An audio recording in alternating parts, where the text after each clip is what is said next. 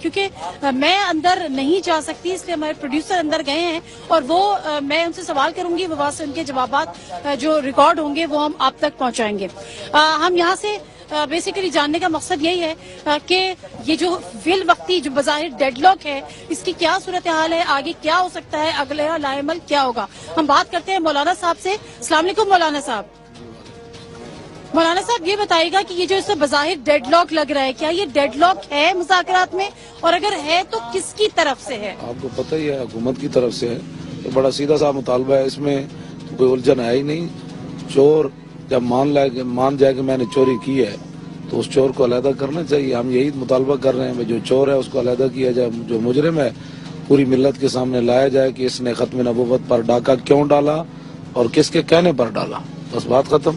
اچھا، حکومت کسی طور ماننے کو تیار نہیں ہے کہ وزیر قانون استعفیٰ دیں، کیا آپ کچھ شرط اپنی نرم کر سکتے ہیں، کچھ پیچھے ایک قدم پیچھے ہٹ سکتے ہیں، ان کے استعفے کے بغیر آپ مان سکتے ہیں؟ کیا لچک دکھائیں، کلمہ چھوڑ دیں، پوچھے کسی سے کیا لچک ہے، یہ جتنی دنیا کے مفتیان ہیں کیا لچک ہے؟ وہ میں سرکاری درباری مولویوں کی بات نہیں کر رہا۔ حکومت اگر پیچھے نہیں ہٹتی تو حکومت مستعفی ہو جائے، ساری مستعفی ہو جائے، ختم ہو جائے۔ یہ پاکستان بدماشی کے لیے نہیں بنا، ان کے لیے پاکستان اللہ رسول کے نظام کے لیے بنا ہے اور رسول اللہ کی عزت ناموس اور ختم نبوت کی حفاظت کے لیے بنا ہے۔ اگر زائد عامر نہیں ہٹتا تو سارے ہٹ جائیں۔ اچھا مولانا صاحب، حکومت ایک طرف، لیکن اس کے علاوہ سپریم کورٹ نے بھی یہ کہا ہے کہ 3 دن میں یہ دھرنا ختم کیا جائے یا اس روڈ کو کلیئر کرایا جائے، تو کیا آپ سپریم کورٹ کے حکم کی تعمیل کریں گے؟ جی کچھ بھی نہیں ہے، ہم بیٹھے ہیں یہاں، سپریم کورٹ کو پتہ نہیں ہے یہ کس مقصد کے لیے بیٹھے، ختم نبوت کے لیے بیٹھے۔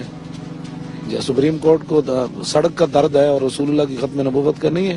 اچھا مولانا صاحب، آپ کہہ رہے ہیں کہ یہ حکومت کی سازش ہے، دوسری طرف جو وزیر داخلہ احسن اقبال صاحب ہیں وہ کہتے ہیں کہ ہمیں پتہ ہے کہ یہ دھرنے کے پیچھے یا دھرنے کے ذریعے کیا مقاصد حاصل کرنا چاہتے ہیں۔ تو وہ بتائے نا، قوم کے سامنے بتائے۔ ہم بیٹھا ہوں میں بھی، اگر احسن اقبال کے اندر کوئی رتی بھر بھی ہے نا ایمان اور غیرت، تو پوری قوم کو بتائے کہ اس دھرنے کے کیا مقاصد ہے۔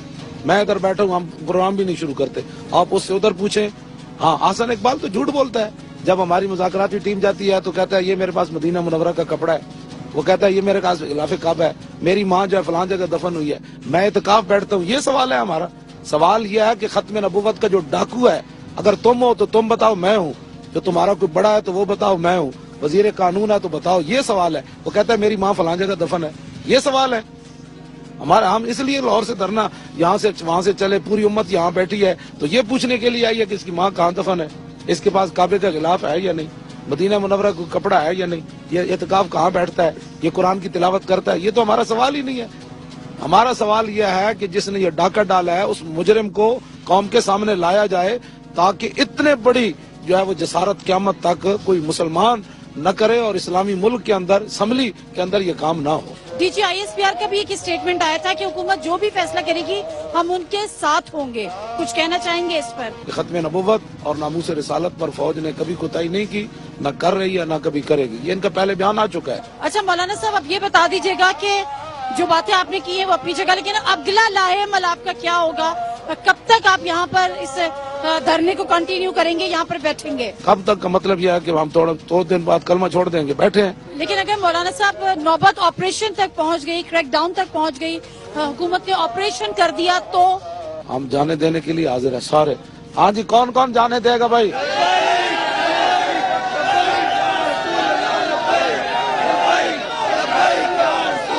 جی بہت شکریہ مولانا صاحب ہم سے بات کرنے کا، ہمیں وقت دینے کا۔ ناظرین، ہم گفتگو کر رہے تھے مولانا خادم رضوی صاحب سے، جو کہ ہم اس لبیک یا رسول اللہ کے دھرنے میں یہاں پر موجود ہیں، اور یہ دھرنا اسی طرح سے جاری ہے۔ یہاں پہ پیچھے جو ہم دیکھ رہے ہیں کافی بڑی تعداد لوگوں کی، اور ابھی بھی ملک کے مختلف شہروں سے لوگ قافلوں کی صورت میں آ رہے ہیں اور ان سے مل رہے ہیں، اور ہر قسم کی صورتحال سے نمٹنے کے لیے تیار ہے۔ ایسے موقع پہ حکومت تھوڑا سا سنجیدگی کا مظاہرہ کرے گی، اور حکومت کو کرنا پڑے گا اگر وہ یہ چاہتی ہے کہ افہام و تفہیم سے معاملہ طے ہو۔ اور یہاں پہ لوگوں کا کہنا بھی یہی ہے، عوام کا کہنا بھی یہی ہے کہ یہ کوئی پہلا موقع نہیں ہے کہ آپ کسی کے دباؤ میں اپنے کسی وزیر کو ہٹا رہے ہیں، آپ یہ کرتے رہے ہیں۔ جہاں آپ لوگوں کا کہنا یہ ہے کہ جہاں آپ سیاسی طور پہ کرتے رہے ہیں، وہاں اگر آپ مذہبی طور پہ بھی اس کو ایک کر دیں گے تو اس میں کوئی مذائقہ نہیں ہے۔ اب ہم چلیں گے گولڑا شریف، جہاں پر جو ان کے گدی نشین ہیں وہ اس ثالثی کمیٹی میں شامل تھے اور جو مذاکرات کر رہی تھی ان دھرنے والوں سے بھی، اور ان کی کیا رائے ہے ان سے بھی جانیں گے. کس بات پہ ڈیڈ لاک ہوا، حکومت کتنا پیچھے ہٹنے کو تیار ہے، کتنی فلیکسیبلٹی شو کر رہی ہے، اور کن معاملات